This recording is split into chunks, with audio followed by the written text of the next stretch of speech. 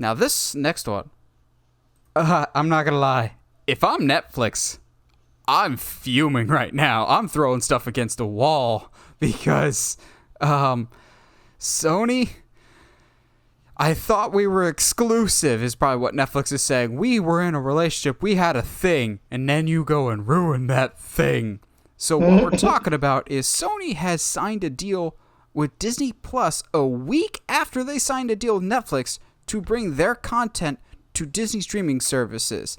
Now, this could mean either Disney Plus, or I think this deal is more for the benefit of Hulu, actually, because there's a lot of Sony programming that will end up on Disney Plus eventually. I think the Tom Holland Spider-Man movies, that will be perfect because you'll have the entire MCU on there. It's something we've been asking for forever, but there's a lot of other projects that some people will be like, oh, I can't wait for these to be on Disney Plus, like Jumanji or Ghostbusters.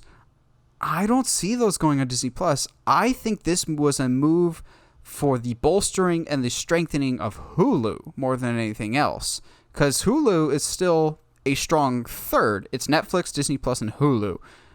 Maybe Hulu has more numbers than Disney Plus. I'm not sure, but at least in terms of perceived perception, I think right now Netflix is still the big dog than Disney Plus, and Hulu is still a part of the Disney brand. They have a majority stake in it, and if they're smart, they want to strengthen up both pillars, Disney Plus and Hulu. There's a lot of, I don't want to say adult content for Sony, but content that might not be fit for Disney Plus, and that's totally fine, but would be perfect for Hulu. I know a lot of people are going into this going, oh, cool, we've got Spider-Man on Disney Plus soon. But more importantly, how?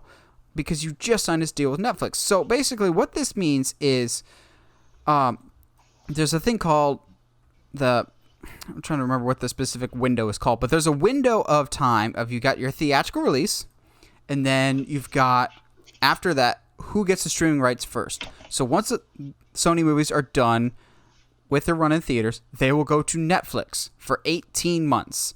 Then, after those 18 months, they'll go to Disney Plus or Hulu or whatever streaming service they want. So, technically, Disney Plus is not getting these Sony movies for a while. But the fact that they're all going to be there shows a very aggressive push from Disney Plus for me. We'll get into this more in a second, but Josh, were you stunned by this? Were you just like, oh yes, Disney just buying stuff?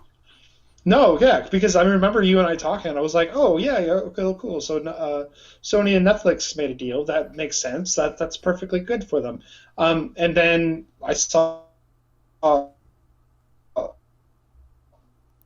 Say what? Saw this news not only on our little Google Doc, but also in the everywhere. News. Whoa, am I? Yeah, you're frozen. We can still hear you though. Am I still glitching out?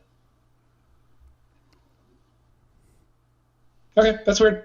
All right, it's fine. It's not like you want to see my face anyway. Josh's ghost. But it's very confusing at first. Yeah, I am Ghost. It's confusing, and it does feel like a power grab for Disney. And to me, it kind of, I'll say this too, I think it almost silences some of the rumors that maybe Disney and Sony are not willing to work together on things and blah, blah, blah. And like the future of Spider-Man is confusing. I mean, it's still confusing, but I don't think it's as confusing now. I think this shows that Disney and Sony have been working together on lots and lots of deals.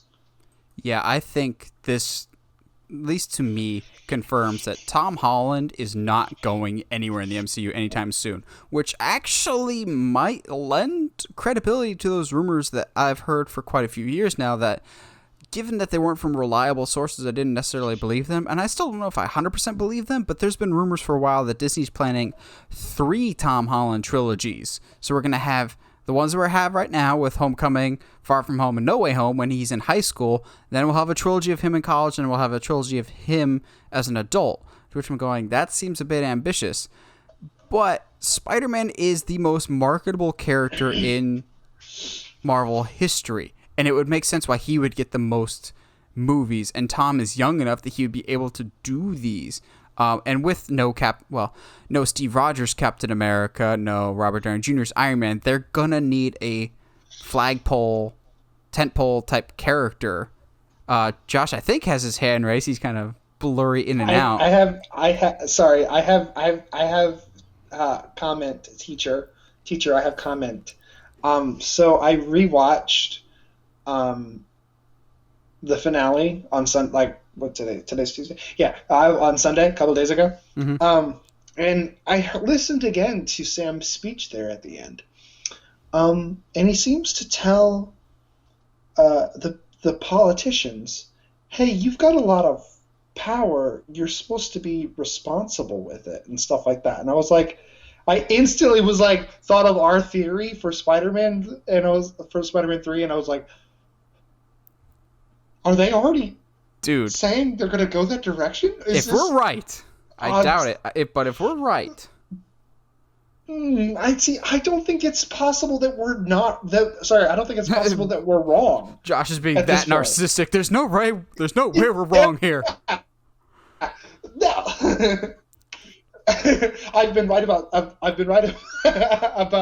Static Shock and Blue Beetle. There's no way I'm wrong about this. To be fair, though, I was the one that originally came up with this, and we just kind of you added onto it, and we just kind of just went down our own rabbit hole, which is ultimately going to lead to our disappointment WandaVision finale.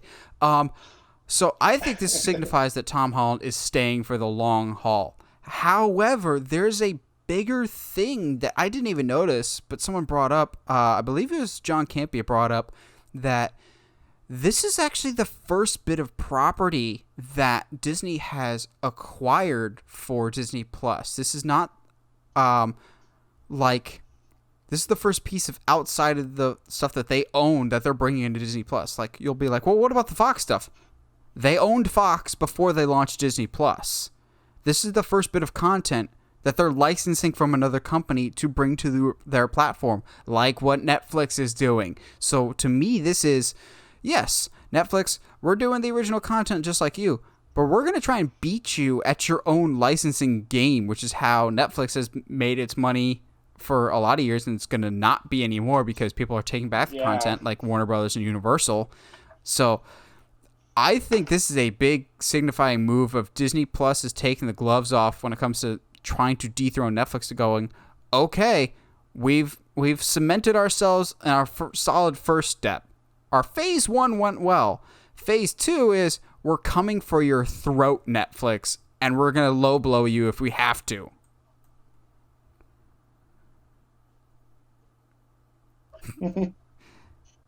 Absolutely. I couldn't agree more. It's not even, it wouldn't even be surprising at this point.